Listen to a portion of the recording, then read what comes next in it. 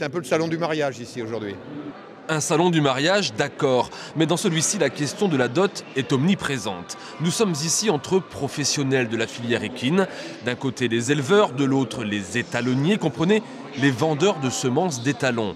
Les éleveurs, eux, ce qui les intéresse d'abord chez le cheval, c'est la souche. La souche, c'est les pères, la génétique, remonter aux pères, aux grands-pères, aux arrière-grands-pères, faire les bons croisements avec les bonnes mères, en fonction des modèles, un bon dos, un bon jarret, une bonne croupe. Après aussi les qualités de saut.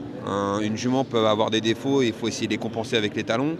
Donc après, c'est toujours une recherche en permanence d'aller sur l'excellence. Cet éleveur ne signera aucun contrat aujourd'hui. Il faut dire que des étalons, il y en a plus de 1000 sur le marché européen. Du coup, pas facile de se faire une opinion précise.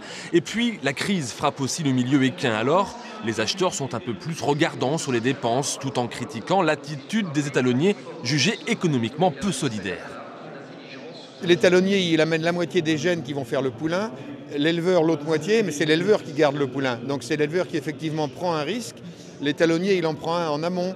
Quand il décide de choisir, d'acheter, de garder, d'élever un étalon, c'est aussi un travail et un investissement qui se rentabilise non pas dans une vente, mais dans la vente de ses saillies. Donc c'est des partenaires. Alors ils se chahutent un peu comme deux partenaires, mais ils ont besoin l'un de l'autre, donc ils sont obligés de se soigner l'un l'autre. Il ne devrait donc pas y avoir de divorce entre éleveurs et étalonniers. La France, leader mondial du cheval de sport, pourra quelque temps encore préserver son rang.